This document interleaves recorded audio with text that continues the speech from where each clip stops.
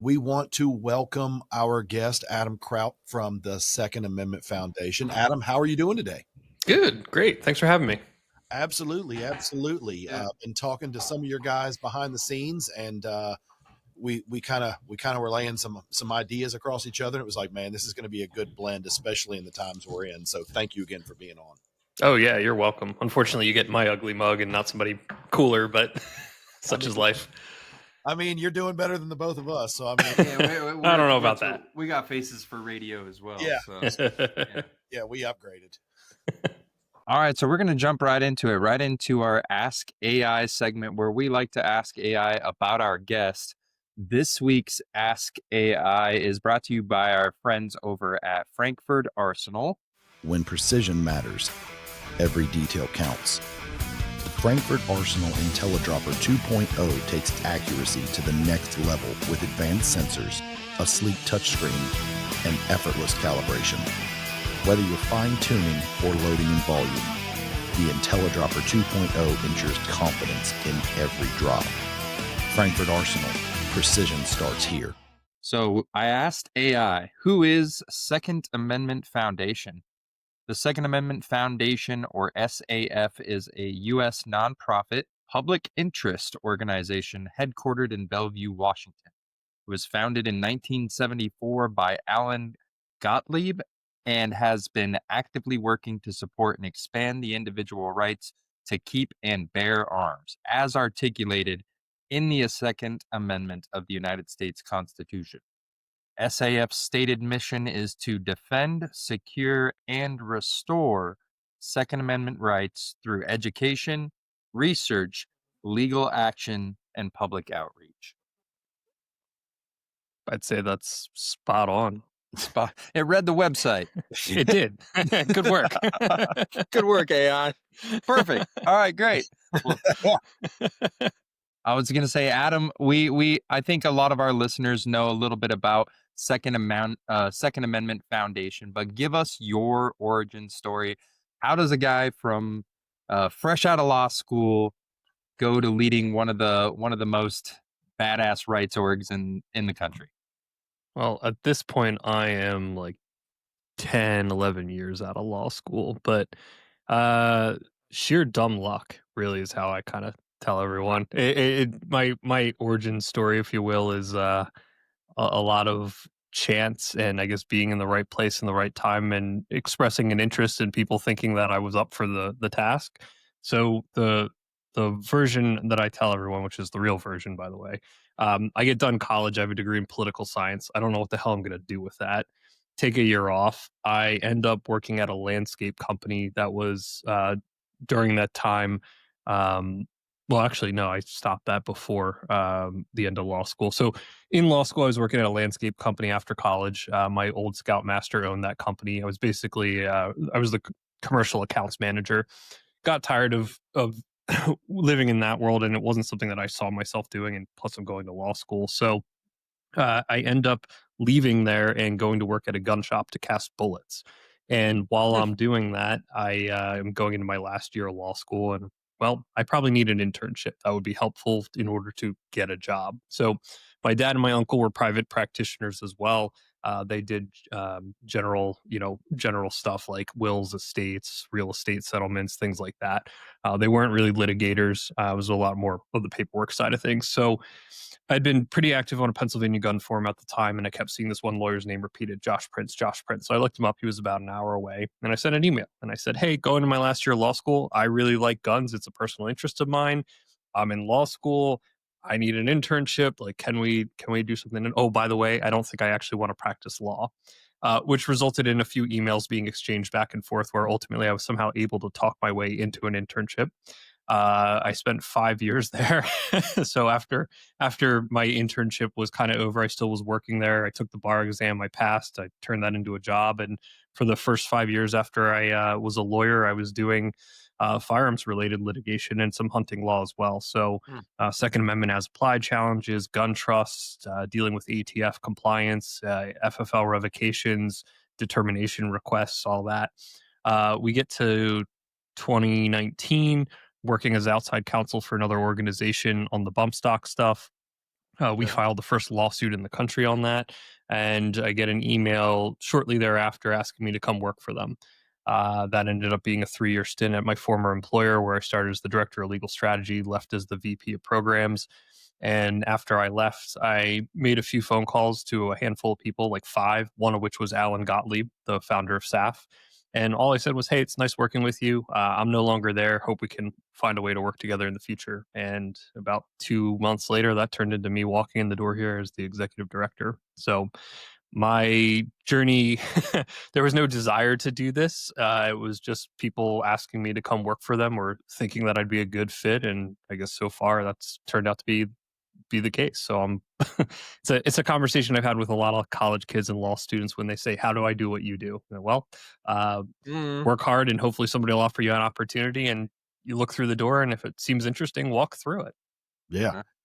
When precision matters, trust the tool that delivers. The Wheeler Pro Series 100-piece fat wrench kit brings unmatched control to your bench. With torque you can trust and 100 purpose-built bits, it's the all-in-one answer for gunsmiths, builders, and perfectionists. Whether you're mounting optics or dialing in fine details, this kit hits every mark. Clean, confident, repeatable. No guesswork, no strip screws. Just pro-level performance in your hands. Upgrade your bench with Wheeler tools. That's interesting. It's interesting you said something about the bump stock, because one of our past guests was Jeremiah Cottle, the inventor of the bump stock. And we got to hear that story of how everything was, ebbs and flows, man. He was riding high, and then it was at the lowest of lows. And story, honestly. Now he's on the climb again. So that's good. So you talk about how you were into guns. Have you always been into guns and shooting and all that stuff, or did that come kind of later in life? I grew up in a house that did not have guns. So that actually Scouts Again was where I learned that. I was down at Camp Horseshoe in Rising Sun, Maryland. They had a range where you could shoot 22s. And I think the first time I shot a gun, I bought tickets to do that. So you go through your merit badge stuff during the day, and then at night you could pick some activities. So I think the first time I bought tickets to go there, and I just remember having this stupid grin on my face, man. It was like a bolt action Marlin with peep sights, and it was so much fun. And so that was the first time I ever shot a gun, and that was it. It was like game over for me. The next year I went back and I bought tickets to shoot shotgun at night, and I can remember being, I don't know, I was 12, 13, terrified of this 12 gauge shotgun, how bad it's going to hurt. So I got up to the line. Guy gives me the shotgun, yell pull, and immediately just pull the trigger. A couple of things happened. One, I found out that A, it wasn't that bad at all, and 2, you have to aim to hit the clay. So then I started shooting the clays, and it was a lot of fun. But that was it for me. And then so turned 18, went down to Dick's in Wilmington, Delaware, bought a Remington 870 20 gauge Express Magnum that I still have. My brother ratted me out to my parents. They were not happy. They told me to get rid of it. I turned 21. I bought a HK P2000 and 9mm and got my carry permit. Bought a hunting rifle after that, and then it was into AR-15s from there. Just built my own. For the first one I owned was one I built. SBR'd it not long after. And so it was an interesting experience growing up in a house that not only do we not have guns, my parents were pretty anti-gun, which changed, around 24, 25. My dad asked me to take him shooting, and that stupid grin that was on my face when I was 12 or 13 was now on his face. But it didn't go so far as to all guns are fine. It was just handguns, and he would still give me crap about AR-15s and magazines. And over time, it went from some guns are no guns are okay to some guns are okay to I think everybody should have an AR-15 and be able to have 30 round plus magazines. And so I always tell that story because when people ask well, how do you deal with people who are anti-gun? A lot of times they never had an experience with firearms one way or the other, positive or negative. They just see what they see on TV and what they're told to think, and that's how they go about it. I was going to ask you because I was interested. Can you talk a little more about, I guess, some of the comments and some of the conversations in the I'm into guns infancy stage of your life, and how do you navigate those with people you love the most while being respectful, but also trying to convey your point? It was a lot of I'm gonna do what I want. So when I turned 21 in particular, and got my first handgun and carry permit, at that point, I come to a couple, I think, realizations on my own. One, the world's a very dangerous place, generally speaking, and two, you're responsible for your own safety. And so I think that was kind of the way I approached it. Was, look, at the end of the day, I'm responsible for my own well being.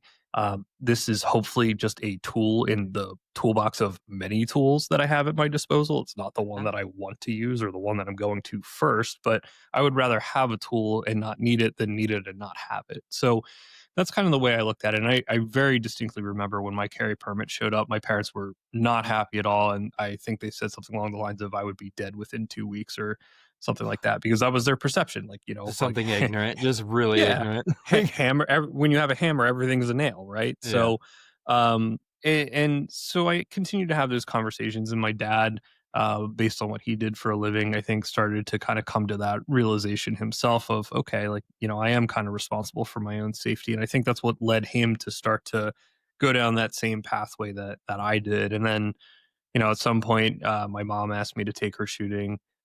So I took her a couple times, and every time I've taken either them or anybody who's never had an experience, we start with the very basic safety stuff, and then break out a 22 and start with a 22, and like if you're comfortable with that, like cool, we'll go to the next thing, and just baby steps into it. And the most important part being the safety side, followed by are you having a good time? And if you're having if those two are there, then the rest is really easy. And ultimately, at the end of the day, whether they become a gun owner, a gun rights, supporter, or just on the fence, or kind of indifferent to it, those are all wins in my book. Not everybody's going to rush out and buy a gun safe and fill it. Right. So yeah, I mean that's kind of how it was for me. I just kind of ignored what my parents said, and I'm not saying that that's the best approach for whatever that's worth. Yeah. I think that's an interesting perspective, though. Like you said, that a lot of people who I guess folks like us would call anti-gun may not have had any interaction with a firearm, positive or negative. And I would bet that if you could, the ones who are open-minded to it, like if you could gather them all in a room and give them all the same positive experience, that the large majority of them, their mind would change, because they would then have firsthand experience of like, okay, this can be done safely. This, is a legitimate sport. It has a legitimate purpose, and they start to understand that. Especially if you can, get them working on a 22 and have some success in hitting a target. Like Yep. there's a feeling of accomplishment in that, and I think that most people's minds would change. And maybe they wouldn't be big advocates for the Second Amendment, but at least more quiet about the opposition.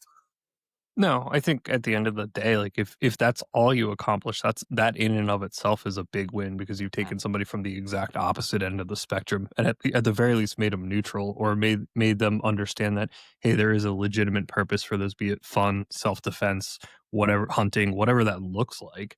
And I'm going like, okay, well, people, as long as they're you know using these things in a responsible manner, what do I care? It doesn't affect me in a negative way.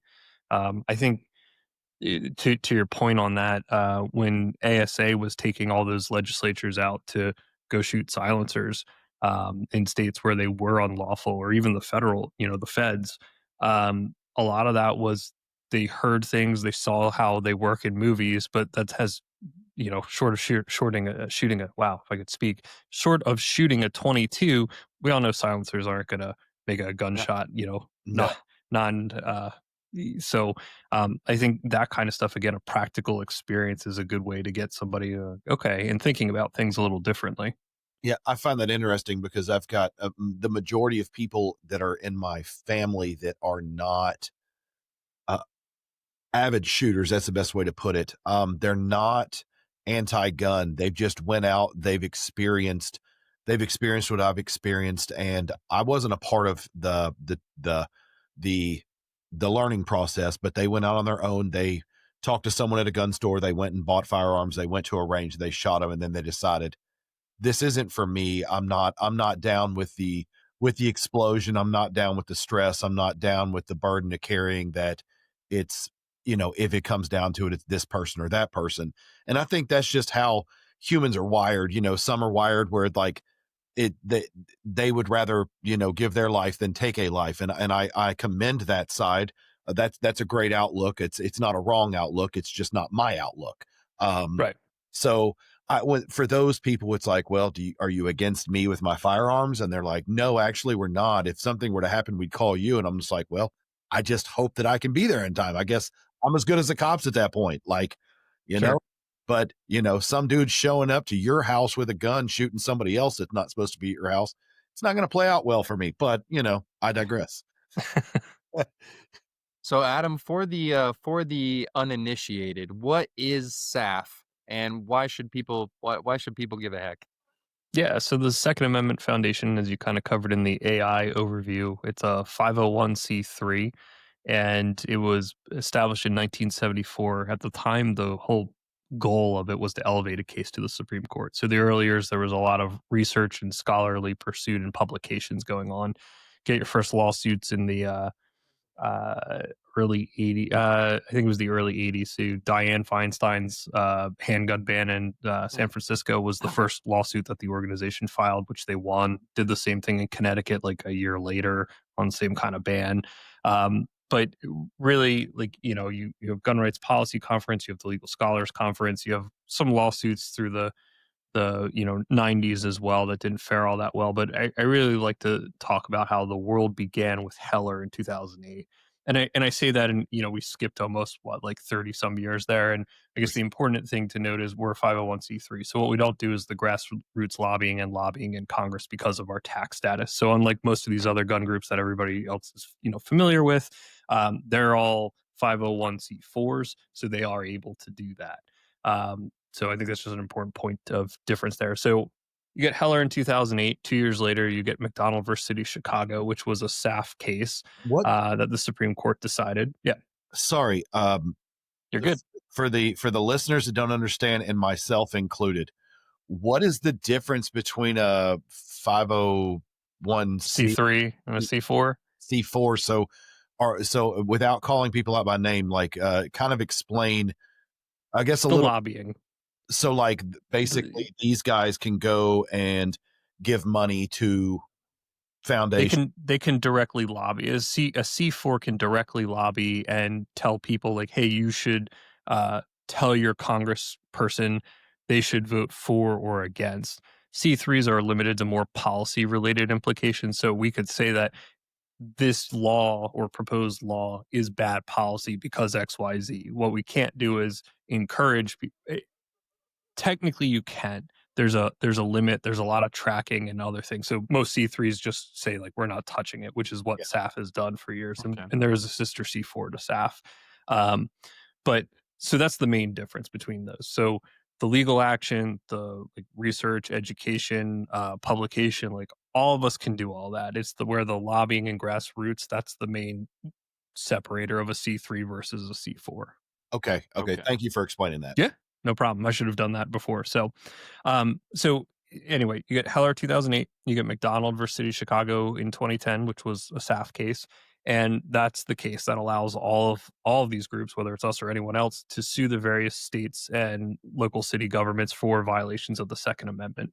And so after that, the floodgates kind of open. We have a number of precedent-setting cases over the years, and everything from prohibited persons to carry issues 18 to 20, the whole gamut of stuff at this point. We've been involved in over 260 lawsuits since our inception. That's either a case we filed where we're a party, a case we funded where it wasn't appropriate for us to be a party. And the example I'll use on that one is right now there's a cert petition that was filed last week at the Supreme Court, Brown versus ATF, not the NFA case, but an 18 to 20 federal handgun challenge where SAF was a party to it. We dismissed ourselves because we had Reese versus ATF, which is the same case, and there's some case law that says you can't bring the same case in different jurisdictions trying to get the same result. So we still have funded that case. It's one of our cases. And then in amicus briefs, where somebody else has filed a case and we file a brief supporting their position, urging the court to here's some information that the party didn't have room to brief, and this is why you should find in favor of the Second Amendment. We have over 50 active lawsuits right now. We have a couple. We just filed one last Friday challenging the NFA tax, the inclusion of those items in the NFA after the big beautiful bill. And we have a couple more that are getting teed up here to be filed as well. So the litigation and legal action side of the organization is probably what we're best known for right now. Education, like I said, was a big part of the org in the early years, and it's something that we're going to be building on here this year as well to kind of reintroduce some educational stuff since that's part of our mission. Your workspace matters, and the Tipton Best Gun Vise 360 doesn't play around. Built for serious shooters, this vise locks down rifles, shotguns, and ARs with zero movement and full control. Tool-free adjustments, rock-solid clamping, and a 360-degree rotating cradle give you access from every angle. No shortcuts, no compromises. Whether you're building, cleaning, or dialing in, this vise was made to keep up. Tipton Best Gun Vise 360. Built to hold, built to work. Yeah. So it's kind of refreshing to hear about all of the litigation, all the lawsuits you guys have been a part of, because I understand everybody's got to get paid. Everybody in this world is in it too. You got to keep your lights on. But could you? It seems like everyone in our space has heard negative press about this foundation or that foundation, and one of the most recent ones. And I'm not, I don't know all of the information, so I'm just going to be very brief about it. But the fallout we had with not us, but in general with the NRA 2 years ago, and it was like, holy cow, homeboy is making how much money, and what are we actually doing? So how is SAF funded, and other than like paying you guys some salaries, like where does that money go? Sure. So SAF is funded mainly by individual donors. I'd say that probably accounts for about 90% of the funding at this point. The rest would come from either corporate partners, which when I started, there weren't very many. We're up to about 30 now. And then you have foundations, family foundations, grants, or major donors that are, people that are going to write a 5-6 figure check, something like that. But the bulk of like I'd say again, about 90% comes from individuals who are giving anywhere from $5 to $500, $1,000. Some people do recurring donations. They give us $10 every month, $20, whatever that looks like, and that's how we're funded. 80% of every dollar that is over 80% of every dollar donated to the SAF goes directly to the mission and to the work. So it's not going to overhead costs and things like that. Our 990s are posted on our website, so anybody can take a look at those. We do a yearly audit as well with an independent auditor who comes in. Those are also available on our website. We just finished this year's audit. We're again still above 80% of every dollar going directly to the mission, whether it's legal action or public education, and that'll all get posted once we've had a chance to circulate that to the board and the 990 is finalized. That's awesome. That's awesome. Thank you for answering. I think that's an important thing to be pretty upfront about. I think, and I'm not a real smart guy, so I don't know all the law. I don't know. I mean, come on, you almost got a doctorate. Don't lie to me. I think technically it is a doctorate. It is a doctorate. Nobody's calling me doctor. I'll call you doc. We got doctor. So, I'm not a real smart guy, but I think for the most part, most nonprofits' financial information is public.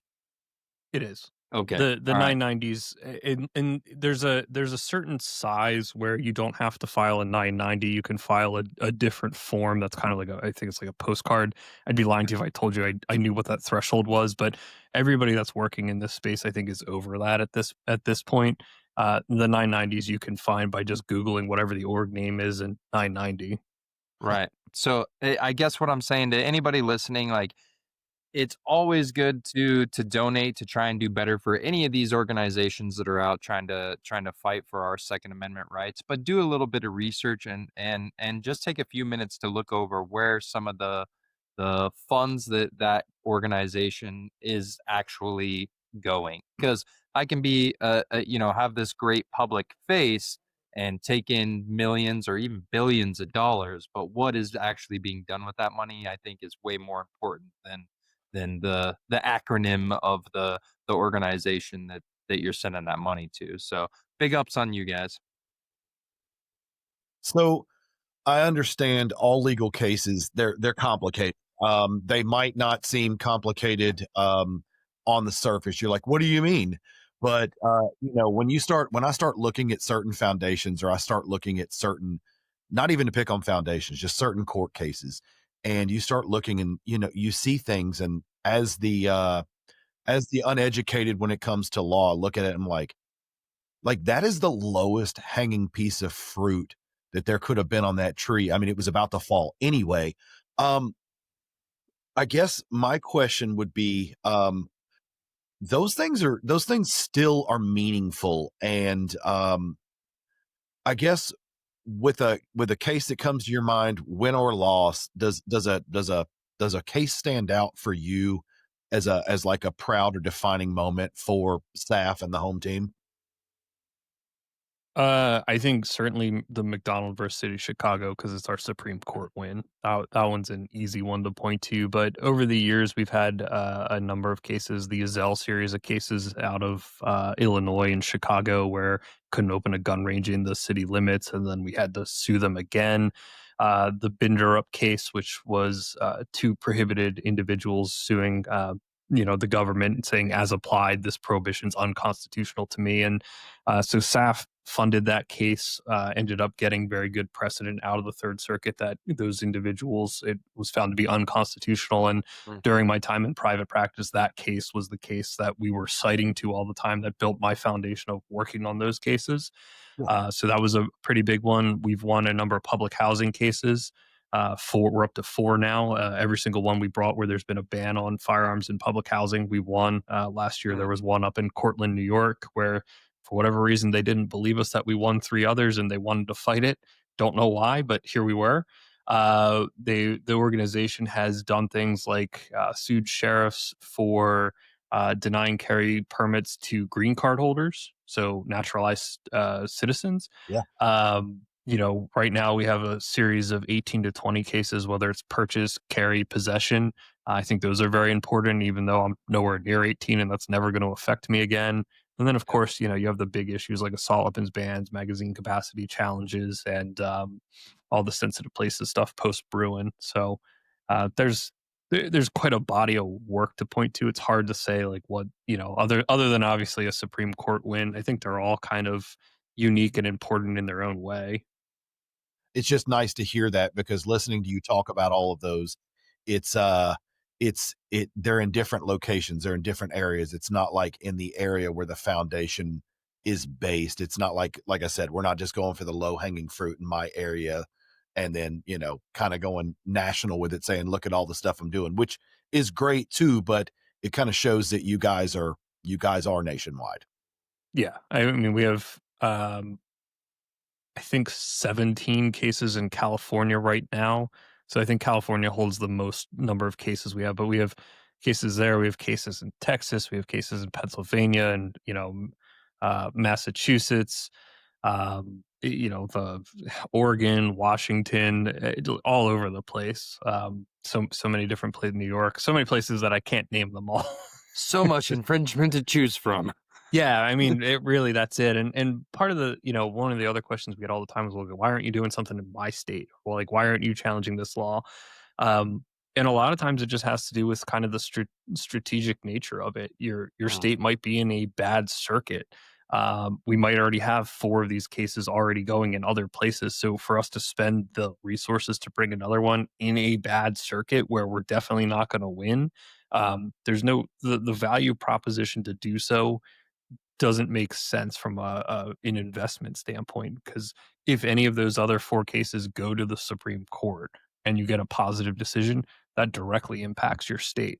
And it ties us up for being able to tackle other issues that come up where like we can have a positive effect versus making bad case law. And once you make bad case law, you're stuck with it, and it comes back to haunt you time and time again.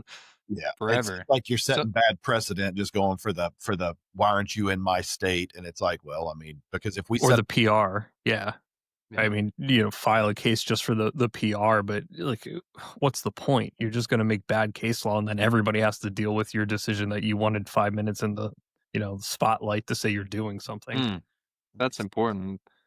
Adam, so like, how does SAF balance all that with so much infringement to choose from? With I like you like there's obviously charcuterie. tactics here that, and we don't need to know the secret sauce, but like, Sure. how are you going to balance legal action, education, and public advocacy all in one big get?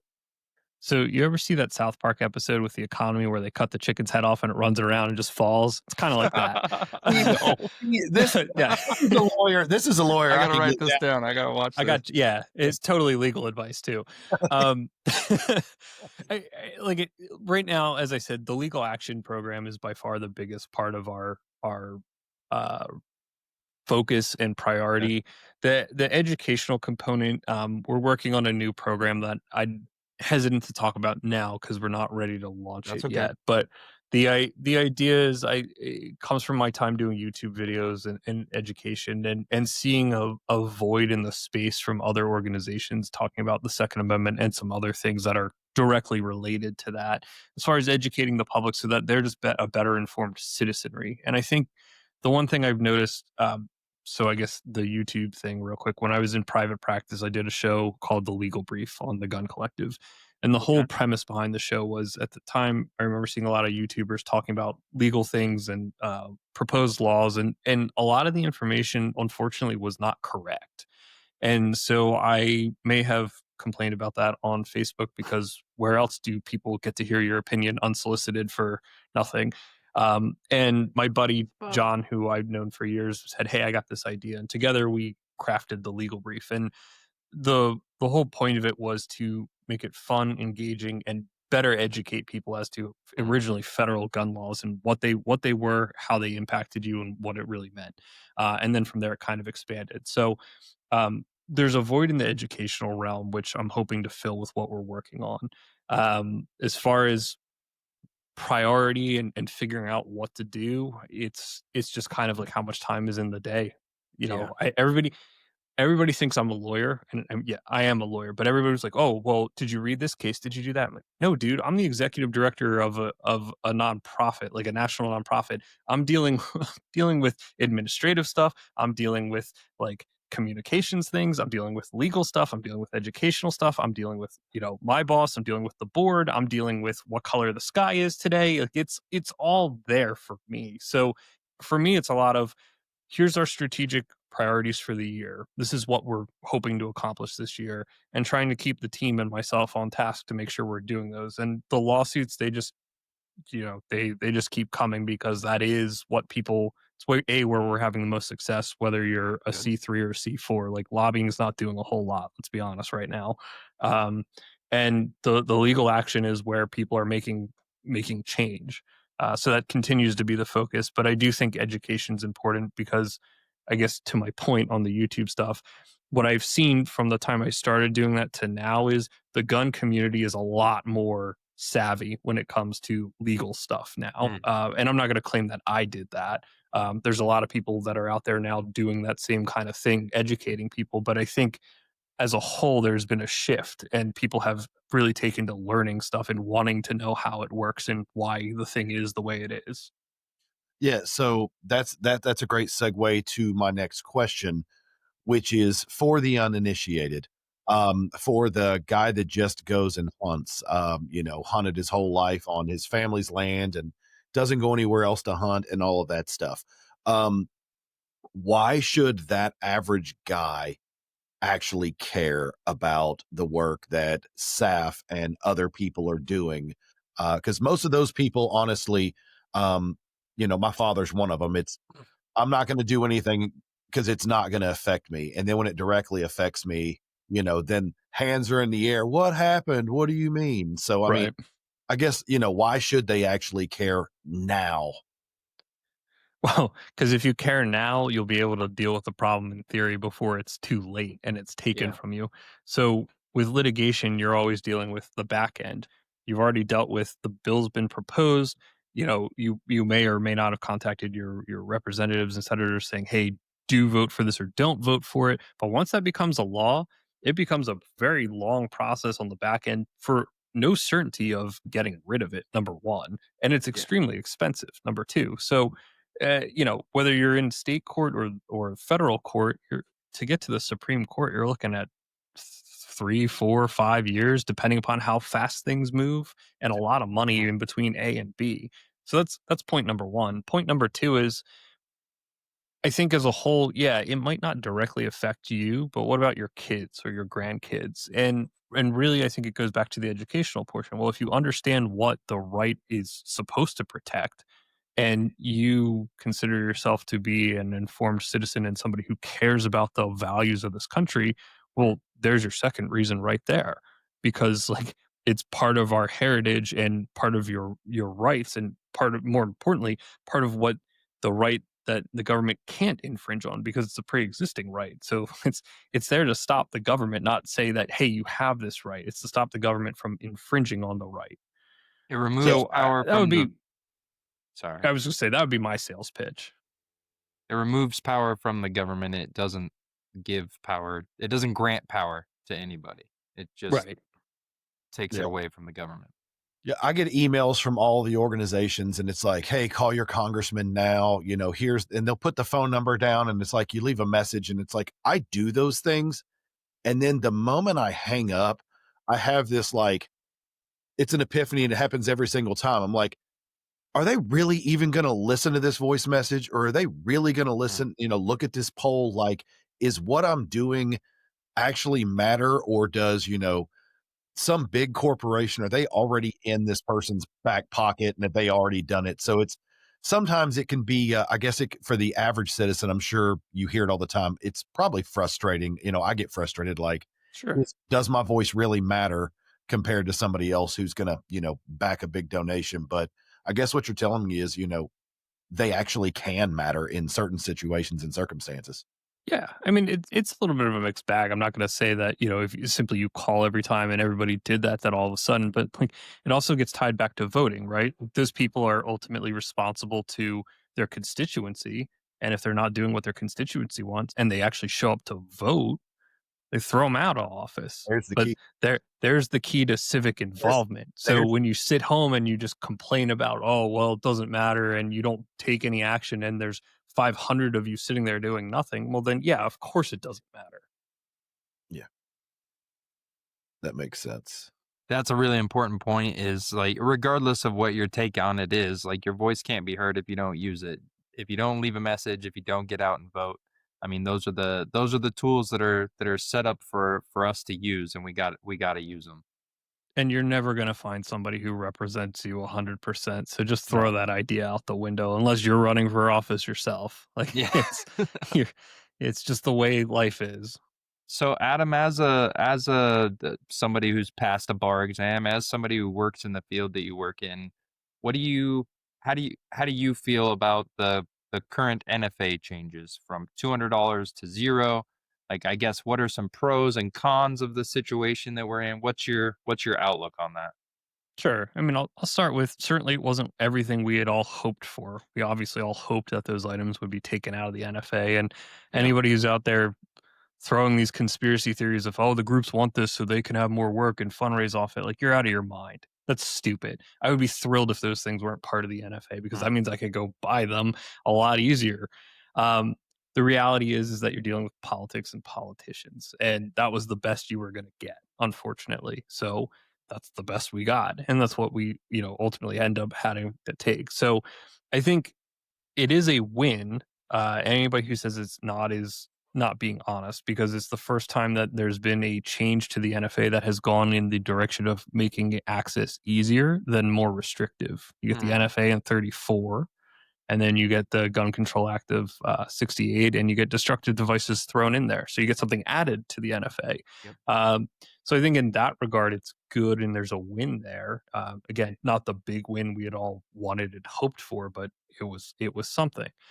It's now also opened the pathway to litigation, unfortunately, but also fortunately that the whole point of the registry was to ensure that the tax was paid. And if these items aren't being taxed, there's no reason that they should be part of the NFA and part of the registry and have to go through the process because you're not collecting a tax. Now, as we kind of hinted at when we were talking at the pre-show a little bit, it's not without some potential issues. And of course, we all saw the bill that or language that was introduced to raise the tax. I think that was a shock to some people, but if anybody has been paying attention for a prolonged period of time, it's not the first time that that has been proposed. Maybe not to that extreme nature as far as the dollar amount, but it's not the first time that there was a proposal to increase the tax. So right now there is a window. We filed our first lawsuit on Friday. We're working on some other things here to potentially do a little bit more, but we have our first lawsuit filed and we're hoping to move quickly with it because you get another 3 years of this administration and then you get a presidential election. And as we saw with this administration, when it came into office, what did it do with everything the prior one did? It took all those pieces of paper and ripped them up and said, no, we're not doing that, and went the exact opposite direction. And more importantly, where we've seen that, where this would matter in this context, is in the litigation world, where the administration has taken a different position in litigation on issues that were already, well along their way, namely that silencers are arms or suppressors are arms, whatever you want to call them. That they filed amicus briefs saying that assault weapons are protected arms, things like that the prior administration never in a million years would have done. So there is a temporal kind of limit to all this, as well as to what the government may argue or may not argue. Yeah, one statement that I found quite interesting was saying that the parliamentarian, by not removing them in a weird way, they kind of did us a favor, because while we were not allowed to remove them, that also left the door open for the other side to say, not in this way. It left the door open to say, but you can't add other items to the NFA in this same way. Now they can still be added, but Not through that route. not through that route, because I think what people fail to realize is that, if we get another situation where there is not gun friendly people in the White House and not in the House or in the Senate, and we reach a filibuster the opposite way, pretty much just like you mentioned with this one, pretty much any sort of gun law that they want to push through, it's going to pretty much go through without very much recourse other than, tough, take it, it's my ball and I'm going home. Yeah, so the parliamentarian, they don't have to be listened to. They're there to advise on the rules. Parliamentarians exist in, take unions, for example, like Robert's rules, the rules that govern how the meetings are. There's a parliamentarian to say, here's what the rule is, and this is either in compliance or not. So that's the whole job of the Senate parliamentarian. And they have been fired before. I know that's a topic of conversation that came up. Why don't we just fire the parliamentarian? And it wouldn't be unprecedented, but to fire the parliamentarian over that, I think, particularly when you look at the nation's legislative priorities, probably wasn't even on the radar, to be honest. Yeah. But the removing of those items through the reconciliation process. So reconciliation deals with budgetary matters, and I think everybody's kind of at this point pretty well versed on it because it wasn't talked about in the beginning, and then as it got further along the process, all of a sudden it was like, well, hold on a second. But it deals with budgetary matters, and so the tax obviously is a budgetary matter.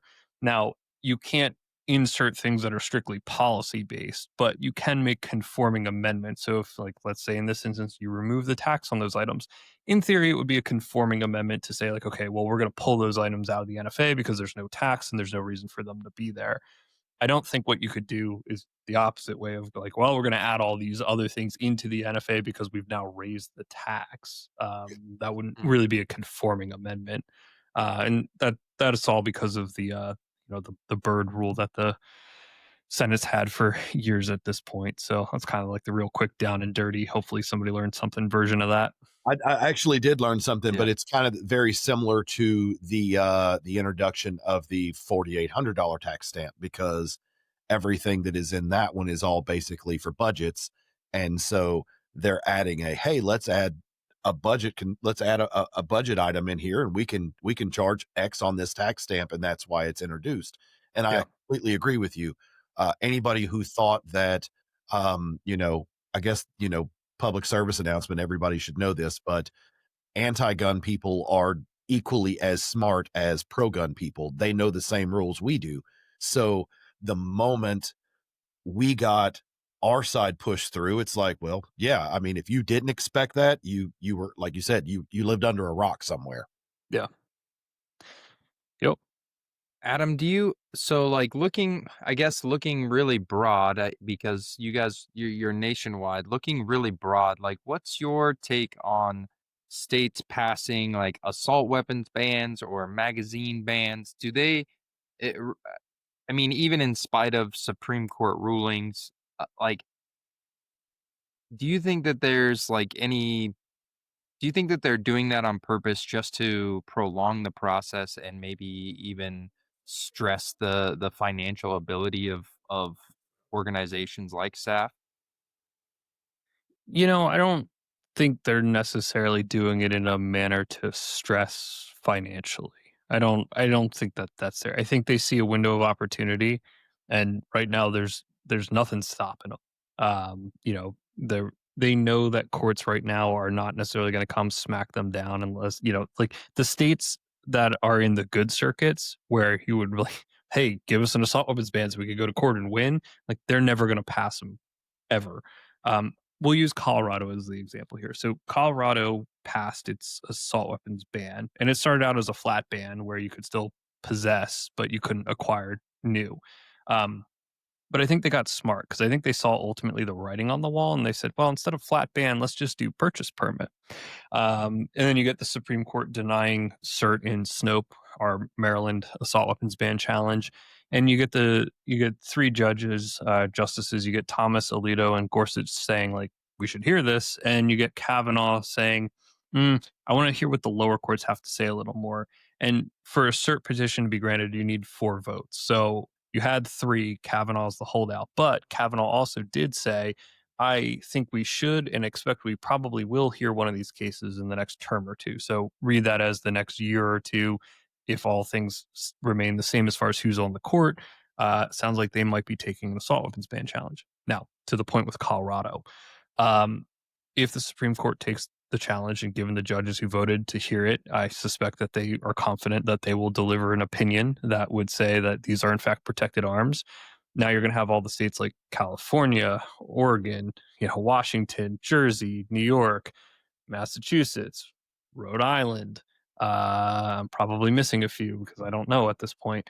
They're all going to go, well, crap, our law just got invalidated. So what are they going to do? They're going to move to purchase permits. Mark my words on that, because the court hasn't said that purchase permits are not okay. So I don't think it's a game in as much as let's bleed the opposition dry. I think it's they, for whatever reason, truly believe that they are doing something that makes public safety better, and it's not constitutionally protected in their mind. So that's what they're going to do, and that's what they go and do. It's just crazy that people can still come around and talk about public safety and think that protecting yourself isn't the best solution. Now, that doesn't condone violence in any way, shape, or form. It's just if you wait on the police, unless you live right next door to the police precinct, and even then, they're not going to be there. They're going to be somewhere else. You have to go ahead and anticipate that you are the only person coming for you for a duration of time. And, you have to weigh out your options of, am I going to be safe in that time frame or am I not?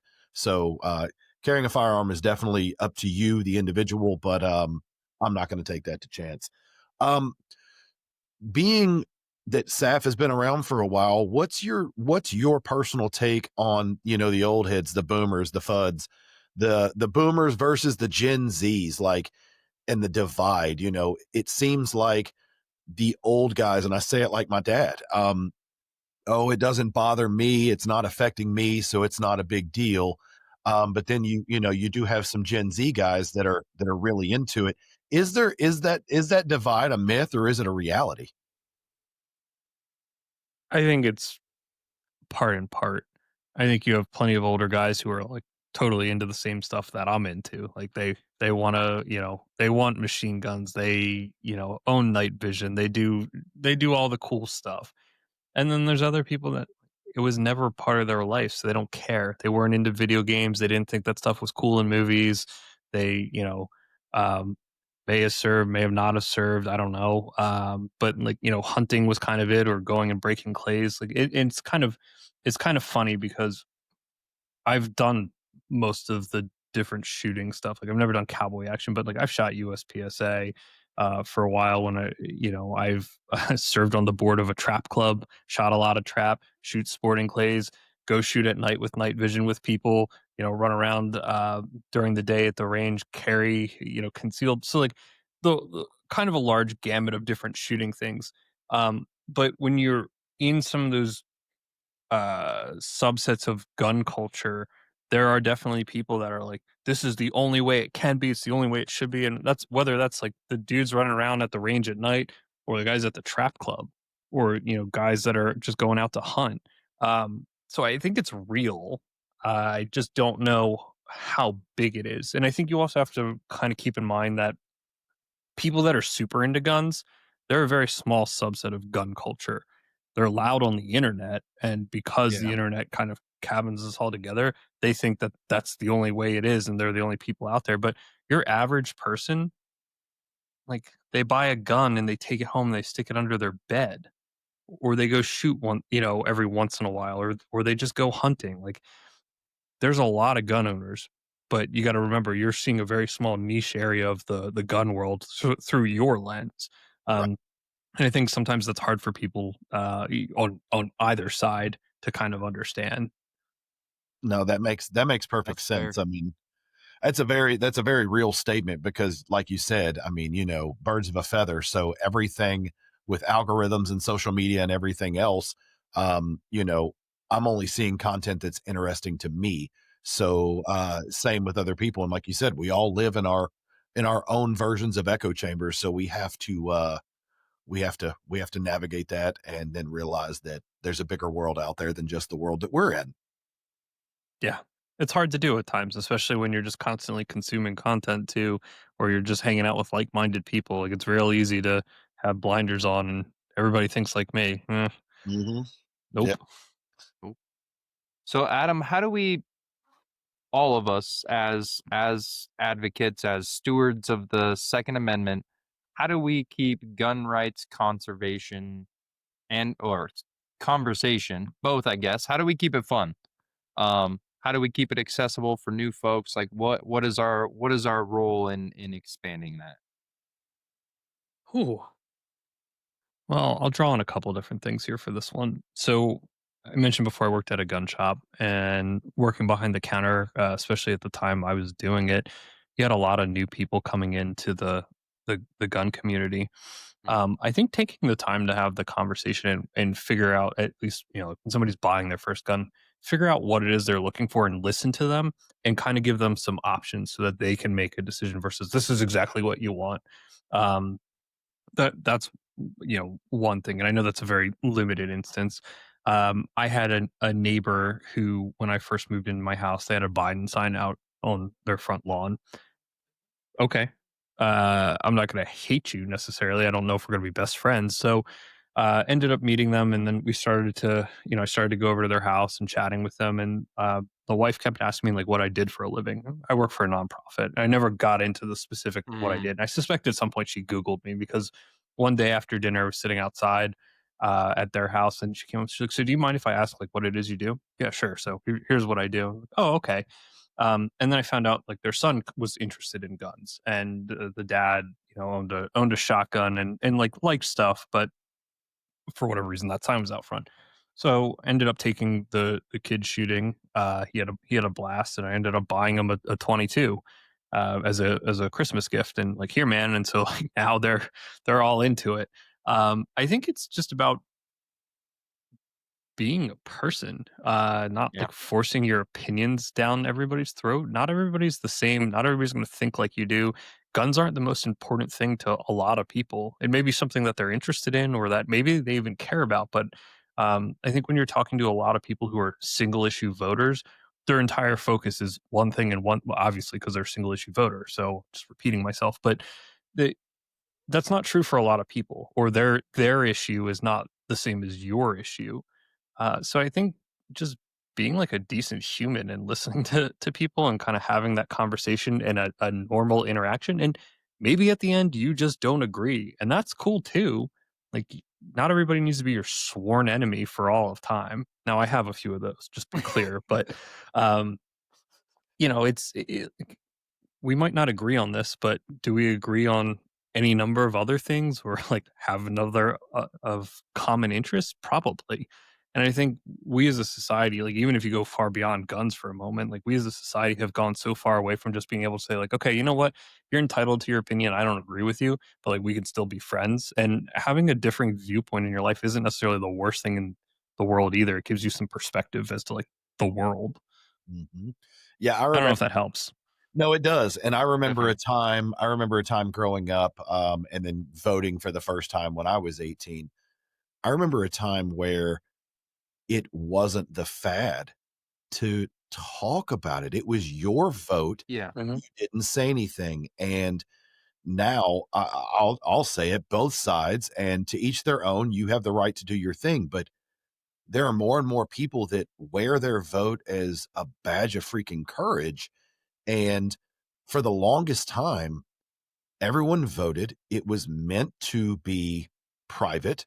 Everyone cast their ballot, and the nation said, "Hey, guess what? Here's what the majority of you said." And now it's the complete opposite. There are a few people. I mean, but it just still, it just baffles me that I think as citizens we have lost sight, and I understand it's gone too far that neither side will reel it back in because it's a sign of weakness. But there was a point not so long ago that people weren't advertising who they voted for, and that's so crazy. Well, I mean, you look at Congress in the 90s, and I think you can kind of blame Newt Gingrich for this from everything I've read. But you look at Congress in the 90s, and they may have done war on the floor of the Senate or the House, but then they'd go get lunch together, and like their families were friends with one another. Or hell, you take like Scalia and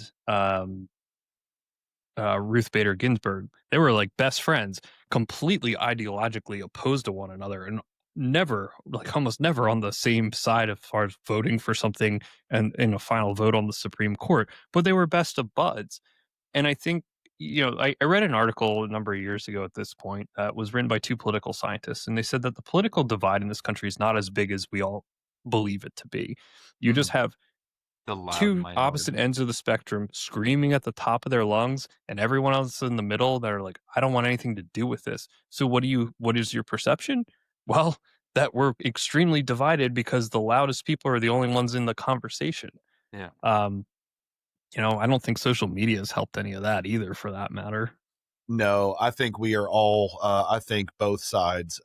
Although we may have different agreements on different issues, as a humanity, as a country, we are a lot closer than we think. There are anti-gun, conservatives. There are pro-gun, liberals. It's just part of what it is, and it's okay. It's your right. That's the best part about this country, is that it is your right to feel the way you feel. And I think we all just need to be better at imparting our beliefs onto others. Yeah, I think the whole, if you don't agree with me, then I'm just shunning you for everything. Like I don't know how we got to that point, but that's not a sustainable solution. And at the end of the day, you still live in the best damn country in the world anyway. So Very true. That does raise another question though, Adam. Like as somebody, I mean, your line of work and what you do, and again, as somebody who's passed a freaking bar exam, I like. Hey, think Kim Kardashian did it too. I'll just throw that out there. I was going to say, I think you're the smartest person Matt knows. He's now officially the smartest person. Actually, my in-laws are both lawyers. I do know some lawyers, but I don't like them. I don't talk to them. I don't like them. So, but people point fingers, at at parties, Hmm? specifically hard fingers at parties. But I think if you go back and you look at the laws and the legislation, like it might be slightly weighted on one side or the other, but the left wing and the right wing were on the same freaking bird for a long time. Yeah, I think that's probably right. You know, there's always disagreements. I mean, we're people. We're never going to agree on everything all the time. That's just Yeah. the way things are. But I think in a large part, yeah. Like, and it's funny also how positions have flip flop too, Yeah. where, um, again, to weed out of gun stuff for a second, like you take immigration and you see Democrats 10, 12 years ago in that time frame, maybe a little further back, saying, well, like, oh no, we need to ensure our borders are secure and people are coming here legally, and now that whole script has kind of flipped. um I I'm just not sure how we got here, other than at some point somebody inserted these things into a conversation. They saw that people were responding to it, and they just went all in on that. And whatever we can do to rile up the base and get people out to vote is what we're going to do. Um, you know, I I'm just not sure. It's the Rush Limbaughs and all of that. Like, hey, the shock jocks of politics. Like, you go hard, and all of a sudden you get a whole lot of listeners that are like, hey, I like this. And then, whether you realize it or not, you good, bad, indifferent, you sort of indoctrinate yourself into those beliefs without even knowing. Like, you start to lean way more right or start to lean way more left. And it's until you take a step back and say, wait a minute, like, I agree with some of these things, but I can't agree with all of this. I don't know. So I'll throw myself out here, and I'll throw myself under the bus with this. Like, a lot of people just don't think critically anymore. I'm guilty of it Yeah. myself, where you look at news and you get the advent of CNN, 24-hour news. Well, like, you're eventually going to run out of stuff to talk about. So what are we going to do? Well, we're going to cover the same story, and then we're going to inject opinion into the story, and then we're going to tell you exactly what to think, rather than just here's the information, like, you do with that what you will, and wherever you end up, you end up. And so I think a lot of people, and you can look at even just schools and tests, like, teachers teach to the test nowadays. They don't teach you to think critically and then, like, you arrive at whatever the conclusion is. And like I said, I'm guilty of this too, by the way, where there's times I stop myself and go, what the hell am I doing? Like, hold on a second. I know what I'm being told, but where's the other information in this thing? And then the cost to go find the information, now the barrier is high because you're not being given the information or told where to look for it, or you're given a spin on it. So when you just take it as presented, and you don't ask questions, you don't question it, of course you're going to start to have these people that are just going to think one way or another, because most people won't stop to go, well, hold on a second, like, is that even factually correct? And if not, where do I go to find what actually happened? It's interesting you said that. I was just having a conversation the other day about critical thinking and how society as a whole has stopped critical thinking. Even down to like you said, your school, down into middle school, elementary school. It's, but when you went to high school, when I went to high school, it was, here are the facts. It's not, here is the way to believe. It's, here are the facts. And you believe, you make up your own mind about what to believe. But this is how, according to all of history, like it, love it, hate it, think it was written by winners, whatever. Here is the documentation we have. You sort it out for yourself. And then when you went to college, it was a source of higher learning. It was meant to get that wheel turning in your head to, be a critical thinker and come out and make those decisions in a real world. And now it's, this is what it is. This is how it happened. This is how you have to believe it. And it doesn't matter what you think. This is the way the world is. And I truly agree with you. We have lost sight of critical thinking. Yeah. And again, it's one of I don't have the solution for it. It's just one of those things that I'm Mr. Adam, cognizant of. You're the smartest guy I know. You don't have an answer? Like I said, you got to get out more. He would get that. He would get that if we could call him doctor. That's why Dr. Adam. So I think the one thing that people can do is try to surround yourself with people smarter than you. I think, like, I'm very fortunate in the sense of I'd say 99% of the time when I walk into a room, I'm not the smartest person in the room. So I just shut up and I listen. And a lot of people then go like, well, what's wrong with you? I'm just listening to people because I want to learn something before I leave here. And I usually end up doing that. But if you're the smartest person in the room all the time, you need to find other people to go increase your mental stimulation and critical thinking skills. Man, this dude's in our circle, Matt. Yeah. Want to go bunk beds? So Adam, I guess going back to FUD versus the new generation, like as uh as gun owners, are we doing enough to bring in women, the next generation, and minorities into this fight with us? What can we do if we need to do more? I don't know if we need to do more per se. Women are like the largest demographic of new gun owners. Number one. Number two, I think younger people younger than me, like a lot of them think guns are freaking cool. Like, Yeah. they play video games or they see movies. And they're like, dude, that's rad. I want that. Like, I mean, that was kind of how it was for me in some ways. I'm like, that's cool. I want that.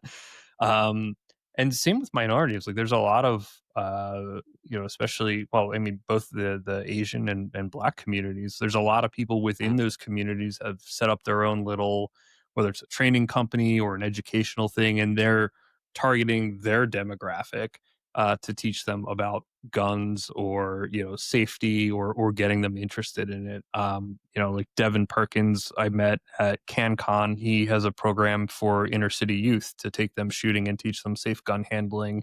There's a whole swath of people already doing that. And I think some of it kind of honestly comes down to credibility too. Like me as I guess getting to be middle aged. That's weird. Why not? Middle-aged white guy, going to talk to a bunch of women about why they need to own guns, or a different community, a minority community. Like, I'm not going to be as credible as somebody coming from within their own circle talking to them. Like, that's just the Amen. reality of Yeah, it. agreed. So I think it's already happening, and I think there's a lot of people already kind of doing that work. Yeah. So you already talked about, you think the younger generations are waking up to the importance of this. Mhm. Uh, when you run across people that don't agree with your stance on firearms, what is the biggest misconception you encounter when speaking with them about what they think we do or what we think how we live? I think that's a very interesting question. I I think a lot of times it's they're so set in their beliefs, and their beliefs are emotion based. And I've been saying this for years at this point. We gun people tend to talk in logic and reason most of the time, or they bang their fist on the table and scream my constitutional right, which does nothing. But generally speaking, there's a lot of data that gun people point to support their position. And then when you look at somebody who's usually anti-gun, it's one of two things. It's entirely emotion based, or there's a negative experience. Like, I know someone, or my brother, was shot, or my sister was murdered, or whatever it is. And the problem with logic and reason and emotion is they're incompatible languages.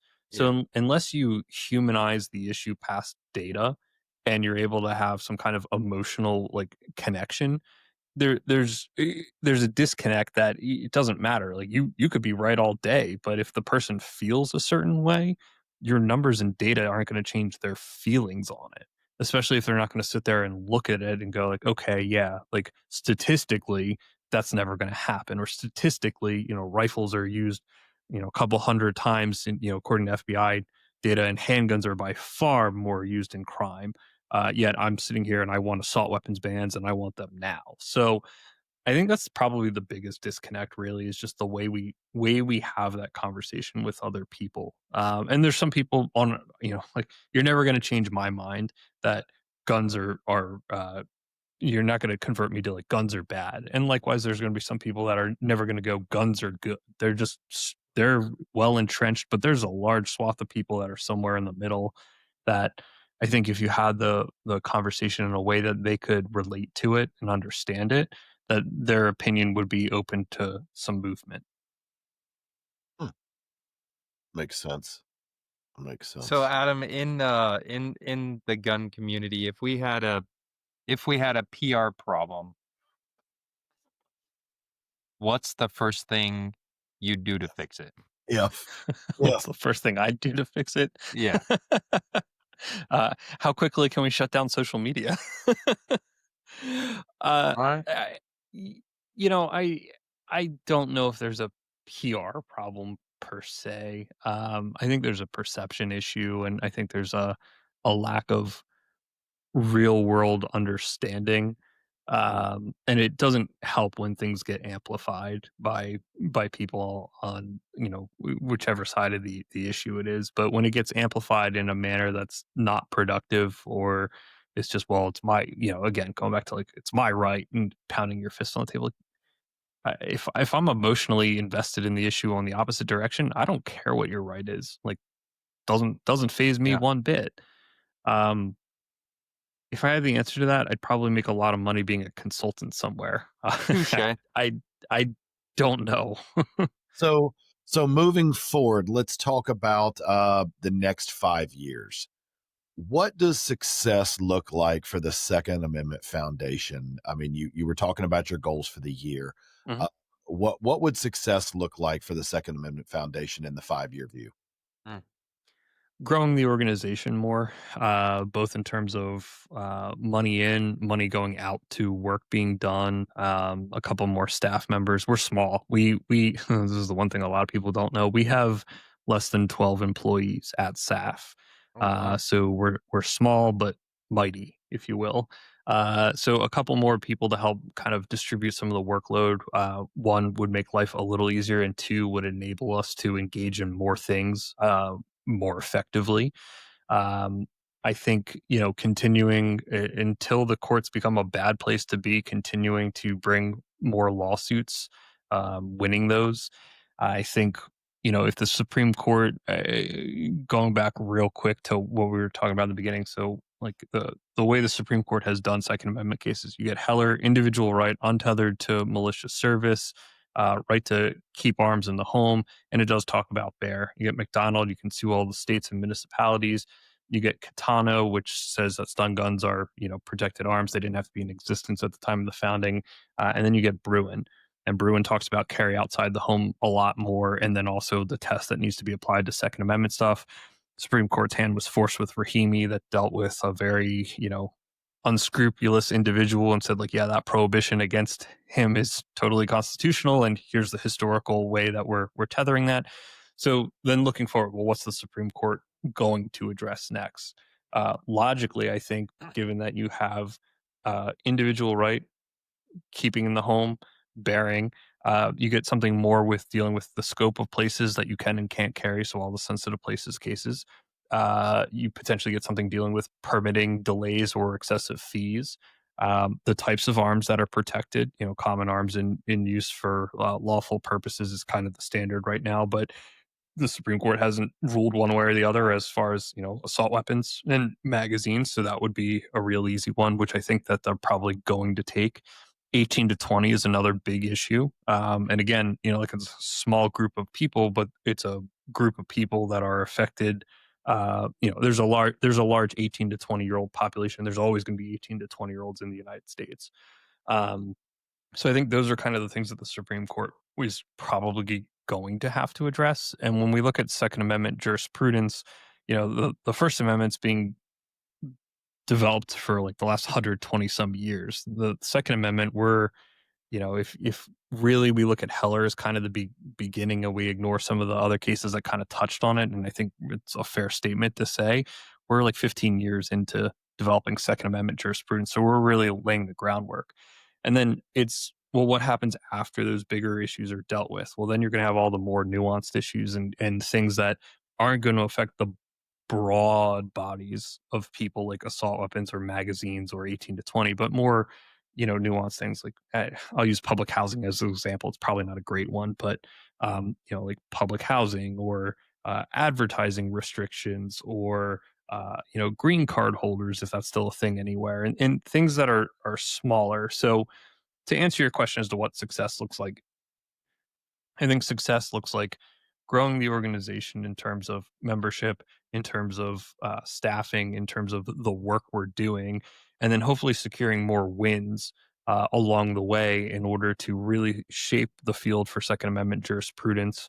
And then being able to start to navigate into these more nuanced issues where, it doesn't affect a large swath, but it still touches the Second Amendment for a lot of people. It just might not be you, the listener. That's what I hope anyway. Yeah. It would be great if tomorrow we could say problem solved and I could go find something else to do. But unfortunately, I don't think that's going to happen. Yeah. No, you're Plenty of work for you to do, I'm sure, Adam. Yeah. Lots of work for Dr. Adam.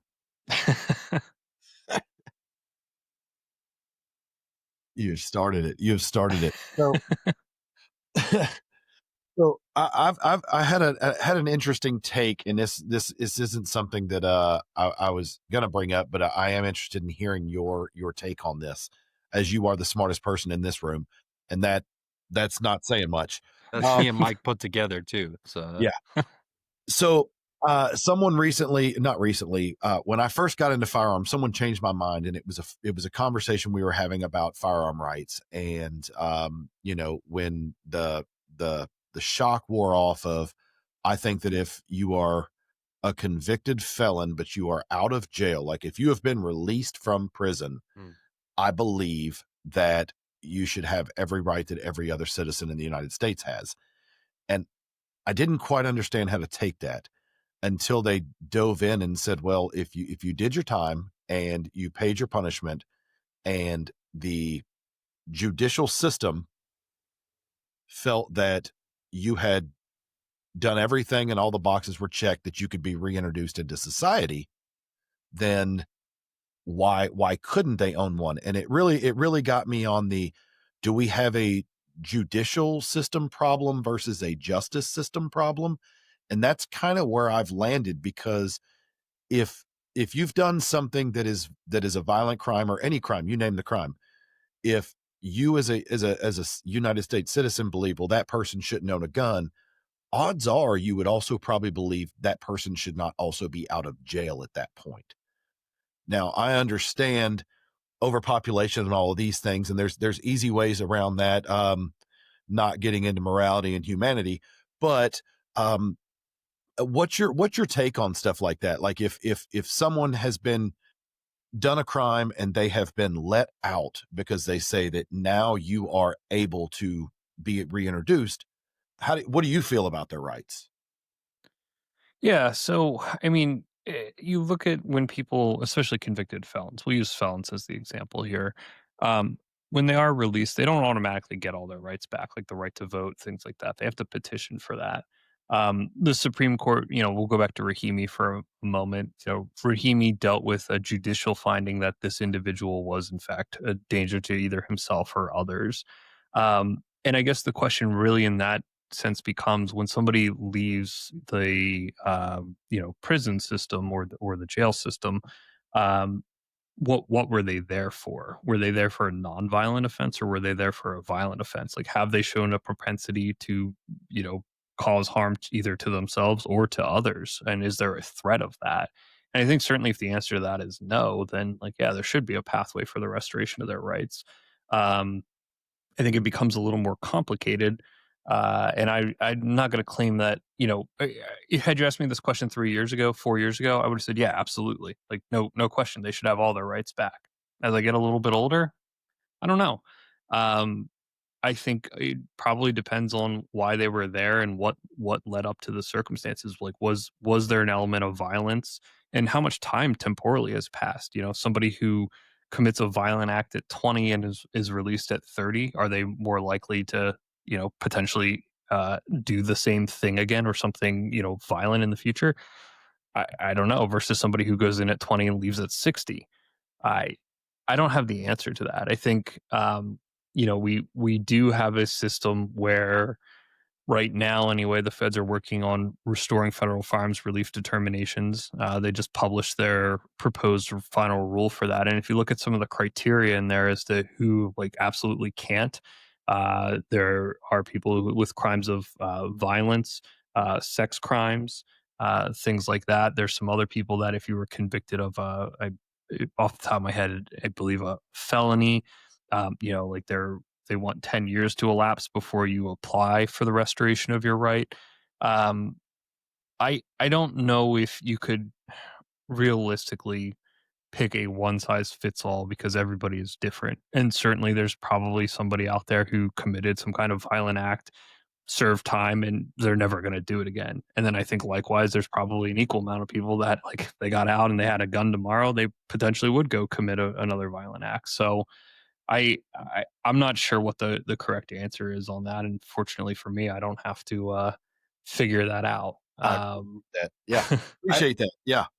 I think my outlook on that situation specifically is then if there's still a question of that being a possibility, then are they truly rehabilitated? Should they rejoin the population then? Well, I think there's a broader question of does anybody who leaves the prison system, are they actually rehabilitated? Exactly. I mean, I think or put a different way, do our prisons actually rehabilitate people for reentry into society, or is it just a holding place where they're kind of in purgatory for X number of years before they're let out and they then have to just reintegrate? Yeah, and then Right. damned to be in the system on the outside. Right. So, Yeah, I think that's a good way of looking at it. The prohibited persons issue, the way I dealt with it, there was one felon, but it was for tax issues, so like clearly no element of violence. Yeah. And then the misdemeanor, the nonviolent crimes as well, where courts were still like, yeah, we don't think that this person should be able to possess a firearm, and that prohibition against them is constitutional. So it's going to be interesting to see where some of this stuff goes. There's still a couple of those cases being litigated. And then, of course, whatever the feds do with this final rule, the problem they had, I'll just throw this out there. The problem they had with the system. So federal firearms rights restoration determination hearings, that was in the Gun Control Act of 68. So 68 through 92, the federal government would conduct these relief determinations. So if you were prohibited federally, you could apply to the federal government. They would take a look at you, and if they believe that you would not be a danger to society, they would restore your rights. And when you look at the people that they restored rights to, there were people of all different swaths, everything from taxes to people who had committed very violent acts. And what they found was that some of these people who they granted relief to, particularly the people who had committed violent acts, they went out and did it again. And there's data in the proposed rule of like instances of this occurring, which is why they stopped doing it. And I think that's Congress defunded it so that ATF couldn't conduct those hearings. But clearly, like there needs to be a mechanism for the restoration of rights. And I think it really hinges on like, are you going to be a violent person towards others in society? That's at least what the feds are looking at now. Then you get into, well, like, doesn't everybody have a right to defend themselves? Yeah, I think they do, but is that at the peril of everyone else in society if they make bad decisions? I'm not going to claim to have the answer to that. Yeah, that's questions higher up the payroll. Yeah. No, it is a tough question, and I'm not trying to dance around it. I just don't know what the right answer is. Like, I mean, I guess the question I would pose is, how many of you guys would be comfortable living next to somebody who, had been in prison several times for violent things and had a firearm? Like, yeah, no, my answer is the well, if they're violent, like they shouldn't be out. That's like if right. Oh, and then that's a real easy one. If you're incarcerated, you don't have that right. Yeah, and it's like, I'm not trying to go Old Testament here, eye for an eye. Like if you murder, you should be murdered. But at the same time, it's like if it's a heinous violent crime, you shouldn't see the light of day.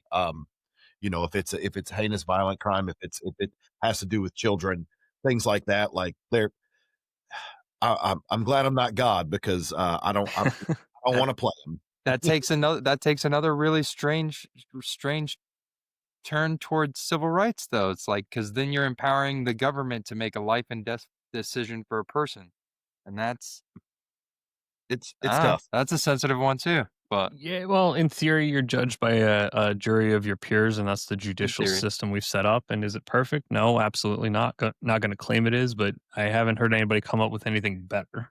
Yeah, that's true. That's true. I guess we're not allowed to put them out in stockades in the street anymore as a society. So like, Gotta wonder how much of this stuff would stop if that happened. Though. I bet it'd be pretty quick. Yeah, I bet it'd be pretty quick. Well, Adam, I think we're getting about to the end, y'all, and I've got just one more question for you. It's kind of a silly one, but we like to ask all of our guests.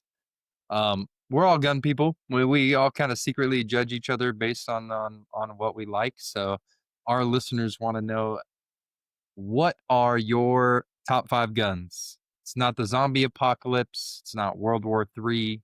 It doesn't have to be something you already own. And NFA rules don't apply. But you gotta have a gun for every type of shooting you like to do. So, Adam, what 5 guns are you taking with you? Dude, I hate these questions so much. It's like, I don't know. I mean, realistically, either an MP5 for the cool factor with a trigger pack because you can jump it between all the HK ones, or a M16 because let's just face it, everybody likes AR-15s. Glock 19, hands down, easy one. Best handgun ever made, and if you don't agree, you're wrong. Sorry, just telling you now. It was the perfect size. It's probably the most common gun on 5 guns from across our interviews. And I hated Glocks for the longest time when I first started buying guns. I would refuse to like them, and I sold all of my HKs except my first one for Glocks. So that tells you something, at least about me. I would say a shotgun of some kind, so probably a Beretta, either A300 or an A400. Tasty.